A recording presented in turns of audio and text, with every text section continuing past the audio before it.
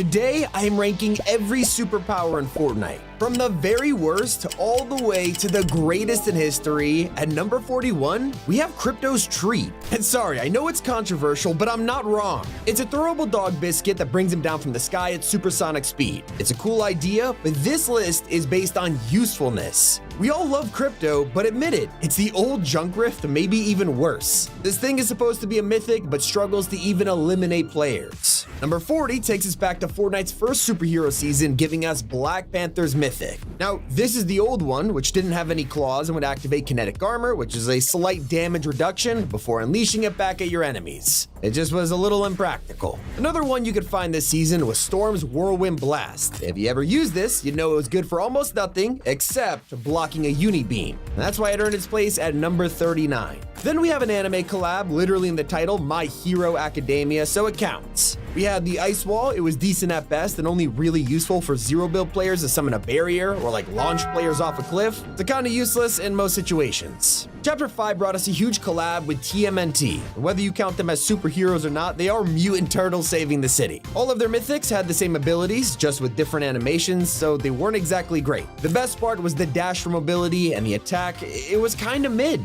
Next, we've got some Marvel, but Thor, he wasn't too great. His power was basically a fast junk rift, but it did give you low gravity and cancel fall damage, still making it better than Crypto. She-Hulk also arrived, letting us smash everything in sight and even ground pound enemies. Pretty fun, had great damage, but unless you got the perfect chance, you usually get demolished trying to use him up close. The first Marvel season also brought us Venom for the first time along with a smash and grab power. Now you might remember, we got him again later on, but this earlier version was exactly the same ability, just worse. No glider redeploy, speed buffs, and had over double the cooldown time. But if you remember, the Black Panther mythic came back a second time in Chapter 5, and still, this only takes number 33. Shuri's claws are pretty decent, but only as mobility. You could dash everywhere and even activate supercharge for unlimited sprint, but the damage, it just wasn't that great, and you'd always get beat by a shoddy. It pains me to admit that sprites are a better sidekick to Superman. These guys you can rely on. They'll unleash a beam of energy, dealing some good damage. They break builds, even ignoring shield bubbles. The range and ammo are its only letdown though. Next up is one of my favorites. The OG Marvel season included things like Groot's Bramble Shield. It give you a protective ball to roll around in while you got some healing, although it wasn't a lot, and also it disappeared for like half the season. The same can't be said for Dr. Doom's Mystical Bomb, one of the first superpowers we got that season, allowing us to throw a giant ball of green magic. Now sure, it had good damage, but for a whole inventory slot and a massive cooldown, everyone preferred the gauntlets. Before that, we also got Batman in the game, and he had batarangs that would lock on enemies and explode for 100 damage. It was pretty OP, but since they didn't recharge, you lost them pretty fast, so fun to use, but not the best superpower out there. If you defeated the Doom bot in Chapter 5, you would get his arcane gauntlets, except these felt kinda weak. They were meant to be the main boss mythic, but they were underpowered and even had an overheating mechanic. I gotta admit, the Mystical Bomb is still fun, especially since now it was combined with the gauntlets, so it gets placed a little higher for that. Now, we've had the Mist gauntlets from day one, and while they seem powerful at first, they're pretty balanced. A shotgun or an SMG beats them close range, but they're solid for pressuring players in a box, sometimes even getting a few hits on the person inside. Another Season 3 power is the Base Boost, but this one is probably the hardest to rank. At the start of the season, this would have easily been in the top 10, being able to break builds instantly. You could even launch yourself, so it's perfect for mobility. But now the nerfs mean it can't destroy builds as easily. Plus the rare version is kind of useless with only 2 charges. These were great, but now it just hurts knowing what they used to be. Things are gonna switch up now, and we're getting into the good mythics, and honestly, these are controversial. If you remember, it wasn't just Batman's batarangs in Season X. DC also had a chance to shine with his grapnel gun. It had insanely long range, deployed his cape glider, and had a ton of charges, still one of the best grapplers to date. The second super sprite is the Sidekick, giving you dash charges. Nothing revolutionary, we've seen the power before, but it's always good to stop fall damage. They can't help but appreciate this little guy. We can't forget about Silver Surfer's board though, an incredible item at the time, launching you up and deploying his glider, but after seeing what's coming up later, I gotta deduct a few points. A few seasons passed and we got the return of a symbiotic friend of Venom. Both him and Carnage could be found crashing onto the island in canisters, giving us their mythics. So how'd they do? It was just like the original one, blasting through builds and grabbing a player before pulling them right to you for a free limb. Except this time, it was even better. That's because it had glider redeploy and boosted speed.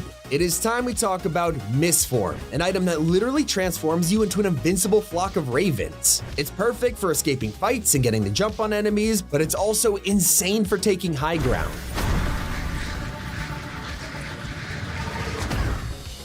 But before the wrecked season began, we had a teaser of what was coming with Magneto. His power was super fun, launching balls of scrap at enemies, which was perfect for dealing with the cars.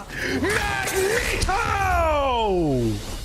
It also had low gravity and a magnetic shield, which was great, but it still didn't compare to War Machine's arsenal. This was 3 separate items, so you could choose what to take. The auto turret, it was okay. The jetpack was insane, and the missiles were busted. Combine them all, and you truly felt like the War Machine. What about the OG Iron Man repulsors? The first time the flight was built in, letting you boost up into the air and hover while auto-locking on enemies. Just being able to hover without needing a second item was really good, but still didn't give them an edge over the newer ones.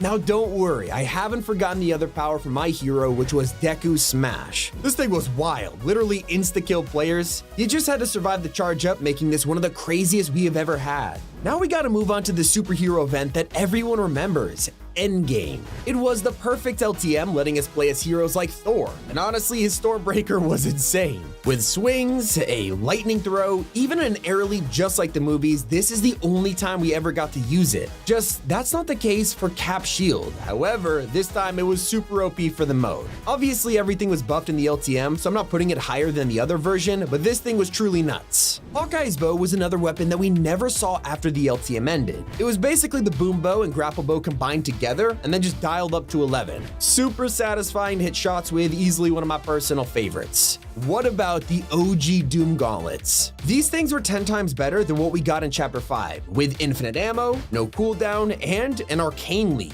The new Marvel season had the return of Iron Man, bringing a revamped combat kit. You could shoot lockdown repulsors that now did more damage, or fire a unibeam that decimated builds and damaged players inside, all in one item. The only downside to it was it had a cooldown. Looking back, I'm starting to realize how much more fun the powers are when they're actually worth using. Like Wolverine's Claws is the best example. If you got your hands on a pair of these, it was insane, letting you slash, dash, even spin attack stun enemies. It's honestly a shame they have never come back.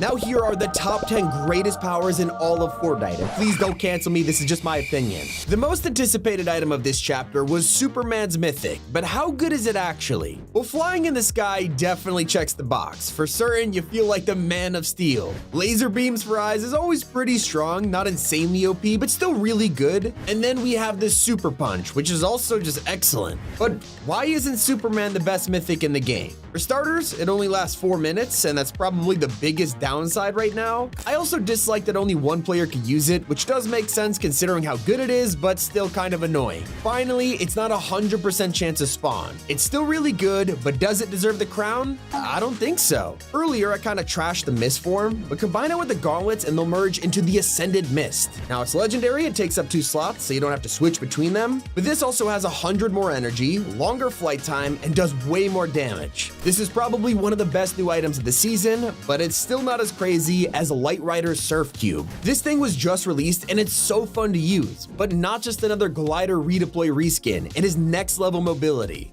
Now, you'll remember I already ranked the Iron Man Mythic from Chapter 5, but Iron Man's Unibeam has to be separate because they're pretty different. When the Unibeam was a standalone item, it seemed even more powerful, hitting players anywhere you aim. It was literally impossible to counter and so fun to blast through builds, easily landing in the top 10. Next up, we got Storm Beast Pom-Poms, which are basically Fortnite's take on the Hulk. Pretty creative and fun to use, but I've seen a lot of mixed opinions. Some people think it's too OP to counter, even leading Fortnite to remove it. It was always worth picking up though, especially since it's basically an extra life with bonus abilities. And somehow it's still not as busted as becoming Captain America. The new version of S.H.I.E.L.D. dealt good damage and blocked a bunch of bullets, but not to mention, it even bounced off objects before hitting players. Nothing would stop it returning to you, so you could even damage people inside a box. It was that cracked. And in this same season, Epic really blew it out of the water with Iron Man's updated flight kit. Instead of just hovering above the ground, you could fly wherever you wanted, using a ground slam, or even combining the Unibeam midair. Very useful, but hear me out for the next 2 spots. There is one power we all miss playing with, and that is Spider-Man's web shooters, and it only takes number 3.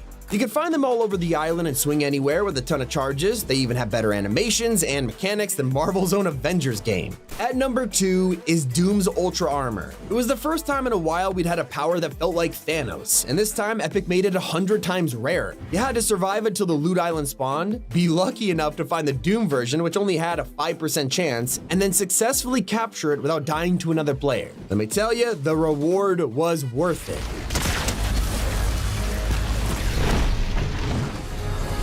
Finally, the best superpower ever added to Fortnite is Thanos' Infinity Gauntlet. This was an endgame too, but I'm gonna rank it purely on the Infinity War mode. In a VR against 99 other players fighting to literally become the Mad Titan and wreck lobbies, I have incredible memories with this thing. And it's crazy to think this was the first superpower ever in the game. It could only go down as number 1 because it's that iconic.